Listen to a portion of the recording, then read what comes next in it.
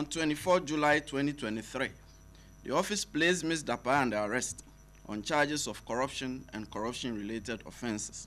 The office subsequently conducted searches in 3 residential properties associated with Ms. Dapaah and Mr. Osei at cantonments, Abelinkpe and Tesano in Accra.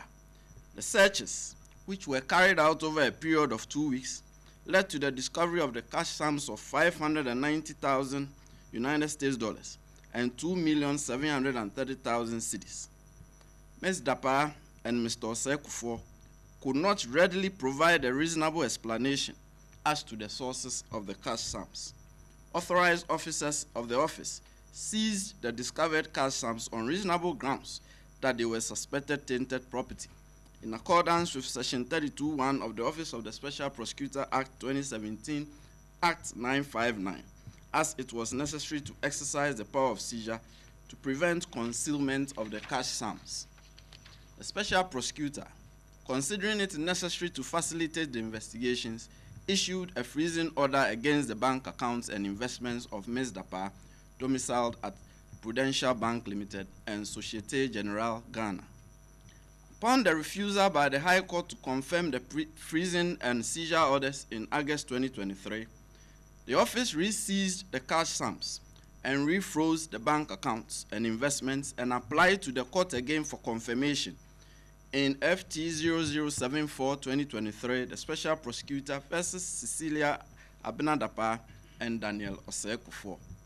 Extensive investigation was conducted in-country involving 20 persons and 3 state institutions, and especially in the Ashanti region, to establish the financial standing of Ms. Dapaah's deceased brother during his lifetime and at the time of his death, since it was alleged that a substantial portion of the cash sums belonged to Ms. Dapaah's deceased brother.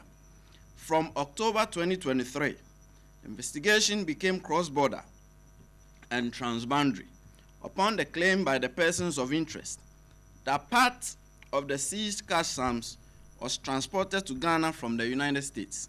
For that reason, the Federal Bureau of Investigation, FBI, of the United States became involved in a collaborative investigative work with the office on the matter. Investigation has been aimed at determining the sources of the large cash sums associated with Ms. Dapaah and Mr. Osei. The office has had the benefit of 7 months of in-country and 4 months of collaborative transboundary investigation. Members of the press, on the totality of the gathered evidence and intelligence, it seems to us that the case is largely in the province of suspected money laundering and structuring.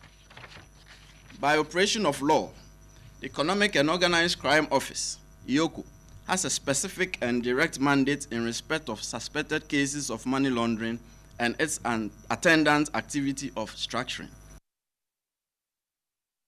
Of the Special Prosecutor is referring the case to EOCO for continued investigation and further action. The office will be in close collaboration with EOCO and continued collaboration with the FBI. A little over an hour ago, the office discontinued its application that was pending before the High Court for a confirmation of the seizure and freezing orders in pursuance of the referral of the case to EOCO.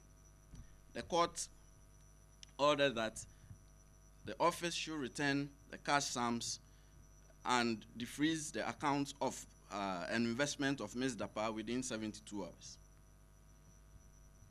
The office also discontinued the procedural criminal charge against Ms. Dapaah for failure to return forms on declaration of property and income, since that was mounted on the original application for confirmation of the seizure and freezing orders, which was discontinued earlier in time.